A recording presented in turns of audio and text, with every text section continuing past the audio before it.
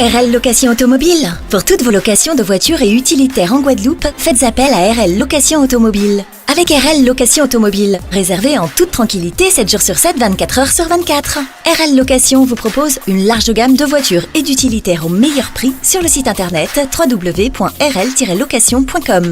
RL Location, c'est aussi l'assistance et la livraison. Pour tout renseignement, contactez-nous au 0590 10 66 87. Attention, offre exceptionnelle jusqu'au 20 octobre. Véhicule catégorie A, 15 € par jour. Véhicule catégorie B, 20 € par jour. Guadeloupe, actualité. Les personnels d'éducation se préparent à la mobilisation. Ils réclament l'abrogation de la réforme des retraites, plus de moyens matériels et humains dans leurs services. Regardez.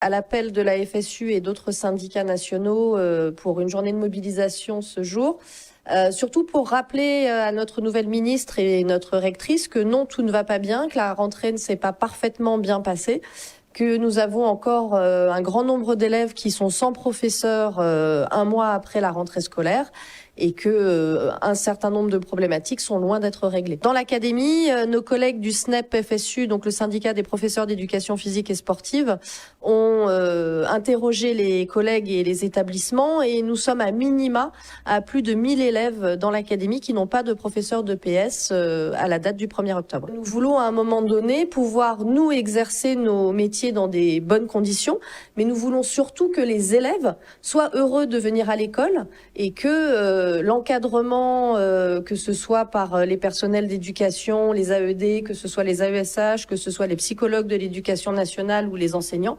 soit en nombre suffisant pour garantir un encadrement de qualité. L'arithmétique et la comptabilité ne soient plus le seul indicateur pour gérer l'éducation publique en Guadeloupe, mais qu'on se dote enfin d'une véritable politique en matière d'éducation. Le métier d'enseignant vit une crise d'attractivité impressionnante, c'est-à-dire que chaque année, on a un certain nombre de postes qui sont ouverts au concours et malheureusement, on ne remplit pas du tout le taux d'inscription et encore moins le taux de lauréat. Et donc, ça fait plusieurs années qu'on alerte sur cette situation. Ça veut dire plusieurs choses. Ça veut dire que d'un point de vue de revalorisation salariale, le métier n'attire pas. Ensuite, que les conditions de travail en fait repoussent les candidats potentiels. Et puis sur l'académie, on a toujours la problématique des professeurs stagiaires que l'on forme dans l'académie et qui sont systématiquement envoyés en dehors de l'académie de Guadeloupe et qui, pour certains, choisissent de démissionner plutôt que de bénéficier du concours. Nous, ce qu'on demande pour nos collègues AED, c'est le respect du décret concernant la CDIsation des personnels d'assistants d'éducation, les procédures et puis que leur contrat de travail soit rédigé en bonne et due forme et en temps et en heure. Un reportage signé Olivier Félix. Et notez en bref que le gouvernement prévoit d'augmenter la taxe de solidarité sur les billets d'avion dans le projet de loi de finances 2025. L'idée est de récupérer 1 milliard d'euros supplémentaires sur les déplacements aériens, de quoi augmenter le coût du transport qui est déjà très élevé, notamment ici en Outre-mer.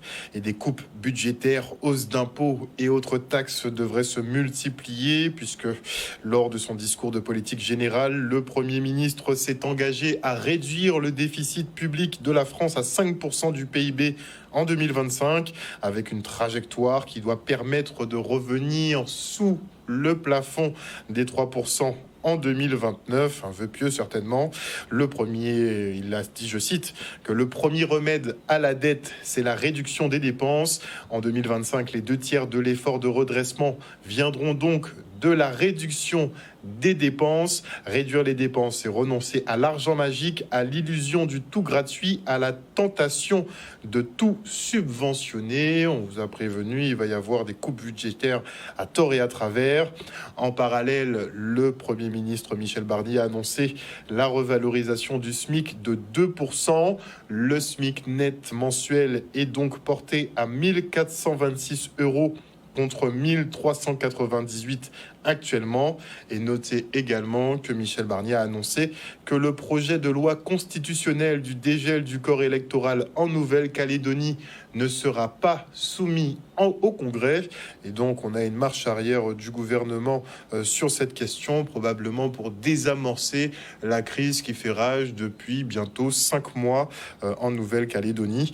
Et ça depuis mai dernier. On compte déjà tout de même 13 morts sur place. Et l'INSEE fait un point sur les comptes économiques pour le deuxième trimestre 2024 et la tendance se confirme avec une activité qui ralentit. L'emploi reste plus ou moins stable avec une très légère baisse du chômage, moins 0,5 points. Mais les défaillances d'entreprises, effectivement, restent notables. Les établissements hôteliers font face à une baisse de fréquentation et la consommation ralentit avec l'inflation qui exerce une forte pression sur les ménages. Regardez.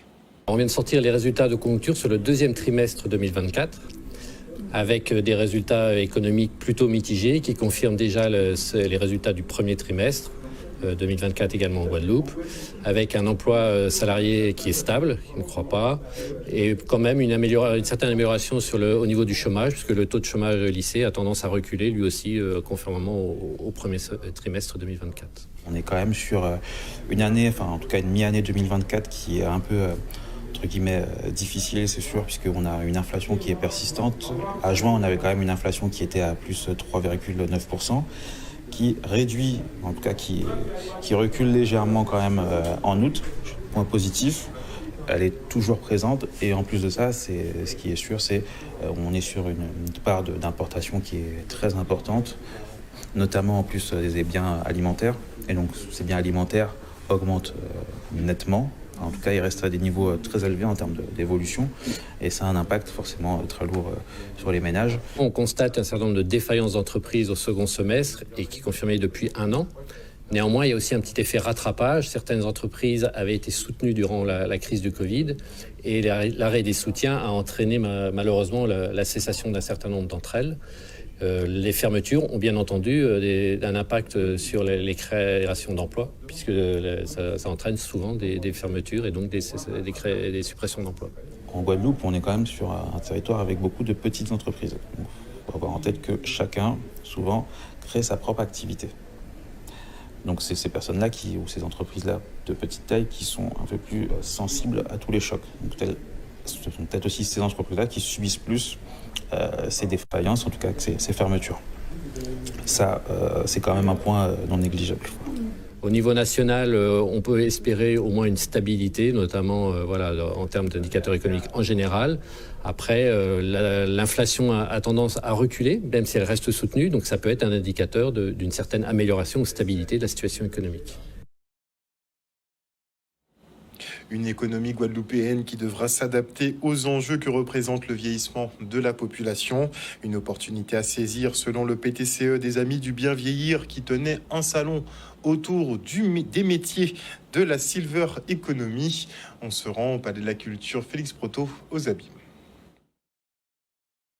Alors la Silver Economy, je sais que ça peut froisser certains, c'est un terme pour parler vulgairement, c'est du business, c'est de l'économie, mais c'est aussi pour nous, Guadeloupéens, de trouver de nouvelles branches, de nouvelles sources, de nouveaux moyens, de nouveaux emplois, puisque notre département, et nous le savons tous, est en train de vieillir.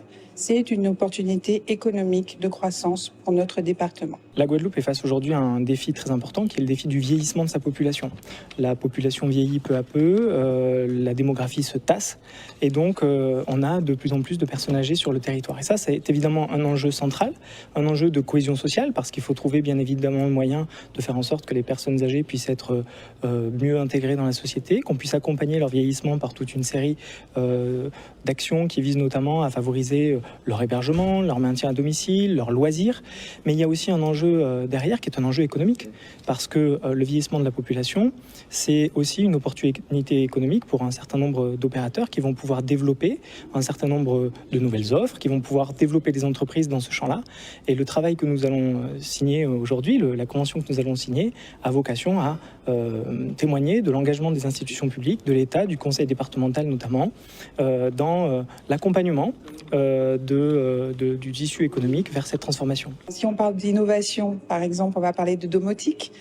pour l'habitat, ne serait-ce que ça, des techniciens, des gens qui réparent, des gens qui installent, des gens qui sont pédagogues pour que les personnes âgées appréhendent ce matériel, acceptent ce matériel. Voilà, par exemple, ce sont de nouveaux métiers dans l'innovation. Alors maintenant, ce que nous allons faire, c'est un travail de prospection. C'est-à-dire que nous allons d'abord faire un travail d'analyse pour faire un état des lieux du secteur, de ce qu'on appelle la silver economy, c'est-à-dire l'économie dirigée vers les personnes âgées, pour pouvoir voir quels sont les emplois qui sont à créer, pouvoir comprendre un peu mieux quelles sont les compétences qui sont à développer, quelles sont les formations qui existent ou qui n'existent pas sur le territoire, de manière à pouvoir ensuite, dans un deuxième temps, développer des actions qui auront pour but d'accompagner cette transition. L'objet du PTCE, c'est que tout le monde se rencontre. Les institutions, les compétences en présence dans notre département et les seniors. Donc c'est une après-midi où nous allons nous rencontrer avec ces instances en présence et qui font que le vieillissement de la population et notre département agir en coopération pour que ce bien vieillir se passe bien et chez soi de préférence, pour notre communauté. Bien vieillir chez soi, mais il faut tout de même éviter l'isolement. Et les aînés de Petit Canal étaient d'ailleurs en balade aujourd'hui. Au programme, visite de l'habitation Zévalos et atelier de fabrication de gros cas, mais surtout du bon temps avec les autres. Regardez. Une journée positive où nous avons pu faire découvrir différents lieux à nos aînés et où nos aînés ont participé aussi pleinement. Ça fait plaisir à voir le dynamisme que nos aînés dégagent. Ça se passe superbement bien. Moi, je ne m'attendais pas à ce que ce soit aussi bien. Ça m'a permis de sortir de la maison. Et puis voilà, je suis contente, je vois du monde, je rigole, je discute un petit peu. C'est une merveilleuse journée. On est tous ensemble, c'est bien. Les gens qu'on ne connaît pas, on fait la connaissance et puis c'est bien. Il y en a qui ont peut-être l'habitude de sortir, mais il y en a aussi qui se trouvent bien souvent isolés. Et donc, c'est un moment pour leur permettre de sortir, de voir du monde, de voir leurs amis d'avant et de se rappeler les bons souvenirs de leur jeunesse, etc. Moi, en tout cas, je prends du plaisir à les entendre, à les écouter. Dans le bus depuis ce matin, ça n'a pas cessé. Et puis, la journée bat son plein. Donc, on va répéter cette opération encore dans la semaine avec un autre groupe. L'idée, c'est qu'on puisse toucher le maximum des aînés qui ont la volonté et qui se trouvent un petit peu aussi dans l'isolement. On sait très bien que nous avons des aînés qui sont dans des situations d'isolement et on leur demande vraiment de ne pas rester à la maison, de venir profiter puisque ce sont des actions que nous menons qui sont gratuites. Et donc, c'est profiter, c'est le moment d'échanger avec d'autres aînés, de ne pas rester à la maison, devant la télé, devant la tablette, mais profiter de cette période-là et de vraiment pratiquer toutes les activités que la ville propose. Ce n'est que du bonheur d'être avec nos aînés, avec nos grands-parents et de pouvoir leur rendre heureux et de leur apporter un peu de bonheur.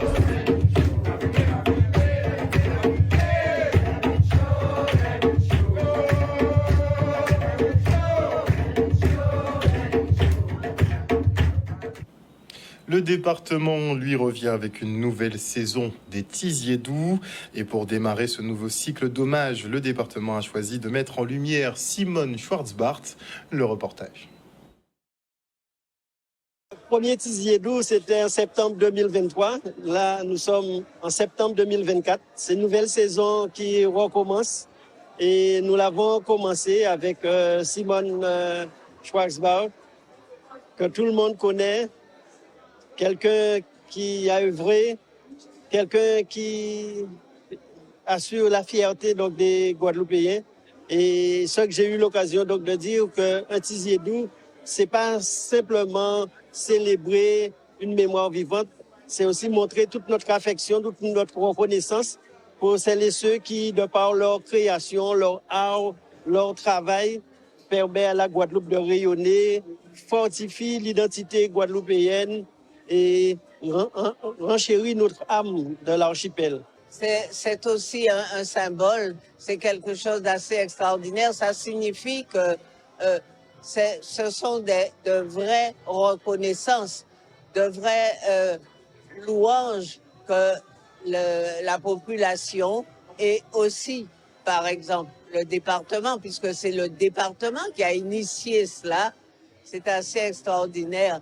Et toutes les personnes qui ont déjà reçu cet hommage sont des personnes qui rapportent chaque fois notre histoire d'une certaine façon et qui continuent la chaîne de ce que nous sommes et qui nous livrent aussi l'autre côté, l'autre face de ce que nous sommes. Je dois dire que je suis tourneboule. On a vécu quelque chose de grand. On n'avait peut-être pas cette habitude de rendre hommage à nos institutions même, et là on le fait. On n'attend pas la fin ni rien du tout. Et ça fait du bien à tout le monde. Ça fait vraiment du bien à tout le monde. Et c'est vraiment au top que le conseil puisse être à l'initiative en fait de ce type d'événement qui met en avant notre culture. Petits yeux doux, c'est vraiment une très belle expression et elle est bien adaptée à ce qu'elle veut signifier. En tout cas, ici, là, ce soir, vous avez vu le petit yeux doux, vous avez vu quelle vibration il y avait dans la salle. C'est quelque chose d'extraordinaire. C'était seulement amour, amitié, partage et, ma foi, noblesse aussi. Et on part maintenant pour le conseil communautaire de la communauté d'agglomération de la Riviera du Levant, avec à l'ordre du jour des points comme le vote du budget supplémentaire ou encore l'exonération de cotisations foncières pour les entreprises médicales. Le reportage. Je me réjouis sur la bonne tenue et sur les points qui ont été votés de manière unanime. Dans les points importants vus au conseil communautaire de ce soir, il y a eu le vote du budget supplémentaire, donc qui est une décision modificative au budget où on a dû réaffecter notre résultat et où on a principalement affecter ces crédits pour nos politiques publiques, c'est-à-dire le développement culturel, social, économique, l'aménagement du territoire, l'exercice de la compétence GEMAPI, donc la gestion des milieux aquatiques et la prévention des inondations, mais aussi pour les travaux qui sont inscrits au PPI, notamment pour les équipements sportifs et équiper notre territoire en équipements sportifs. L'impact de nos investissements, l'objectif c'est de vraiment apporter du service public sur le territoire, que ce soit au niveau de la culture, que ce soit au niveau sportif, que ce soit au niveau social. Donc vraiment, c'est changer et améliorer la qualité de vie de nos concitoyens par ces différents projets. Il était important pour moi en tant que président de la CARL et notamment pour tous les élus de pouvoir inciter les choses, de prendre des mesures incitatives et notamment au niveau de la fiscalité. Je pense aux jeunes entreprises innovantes. Nous avons délibéré et nous avons acté le fait de pouvoir supprimer, exonérer de cette taxe CFE et aussi, quelque chose qui me tient encore très à cœur, là aussi c'est incitatif, c'est exonérer de la CFE toutes les entreprises liées au médical, donc notamment sur le territoire de Désirade, puisque la délibération convient d'être prise pour les communes de moins de 2000 habitants, sur le territoire de la CARL, c'est que Désirade qui est concerné. Donc, je me réjouis que cette délibération soit prise et que ça puisse, j'espère, nous croisons les doigts, inciter plus de médecins, pas forcément que de généralistes, mais on parle de vétérinaires, on parle d'auxiliaires médicaux, on parle de tout ce qui est lié, au médical. Donc, je me réjouis de ça et ça sera des mesures incitatives. Un reportage d'Olivier Félix. Et on se rend maintenant à la galerie L'Arsenbel à Gosier pour une exposition de culture sur ferraille signée Claude Hertog. Regardez. C'est une exposition de sculpture sur de la récupération de ferraille. Claude récupère des morceaux de fer un peu à droite, à gauche, des vieux outils, des vieux fers à repasser, des vieilles boules de pétanque qu'il customise et il en fait des œuvres. Aujourd'hui, je me qualifie comme sculpteur modeleur, parce que c'est vrai qu'un sculpteur est censé partir d'une pièce, d'un bloc, et puis de creuser dedans. Un modeleur, c'est fait le contraire, il rajoute. Je suis un petit peu entre les deux. Aujourd'hui, il m'arrive de creuser, de sculpter du bois, mais aussi de modeler du fil de fer, de la pâte à bois. Et en ce moment, je fais beaucoup de soudure métal. L'idée, c'est plutôt de trouver dans une pièce un peu rouillée, de trouver une forme. Et c'est cette forme qui va être le départ de ma réflexion et de la création d'un objet qui sera souvent pris dans la nature, ce sera souvent un animal, et j'essaierai de travailler sur la posture de cet animal pour le rendre plus crédible. Un lézard qui grimpe sur un mur, eh bien, je vais pouvoir, en trouvant une pince, en trouvant une clé, eh bien, retrouver cette forme de cet animal qui se déplace, et je vais essayer de reproduire une représentation de la vie animale, mais avec du métal. Et donc, il y a une petite opposition aujourd'hui entre ce métal si froid, si dur, et la vie si fragile qu'il faut protéger. J'ai fait un tour et en fait, je trouve ça extraordinaire, le génie de la forme. Parce que c'est un artiste, en fait, qui arrive au travers d'une pièce en métal anodine à voir comment elle va se transformer en animal. Vous remarquez les clous qui forment les pattes du scolopendre. Écoutez, un clou, c'est un clou. Mais lui, il arrive à traduire cela en pattes, les marteaux en tête de chien.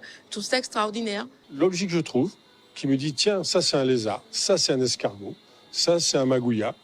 Et peu importe en fait le médium que je vais utiliser, si j'arrive à lui donner vie, à lui donner une petite forme, une posture, je serai très content. Exposer que des sculptures, je ne sais même pas si ça nous est arrivé dans la galerie un jour. Voilà, et là aujourd'hui, avec toutes ces sculptures, il remplit bien l'espace quand même, quoi. Et je suis très heureuse d'avoir rencontré cet artiste, voilà, qui est, franchement, je trouve qu'il a des doigts en or. Outremernews.fr, le site de l'actualité Outre-mer, 24 heures sur 24 et 7 jours sur 7. Retrouvez la chaîne Outremer News sur YouTube.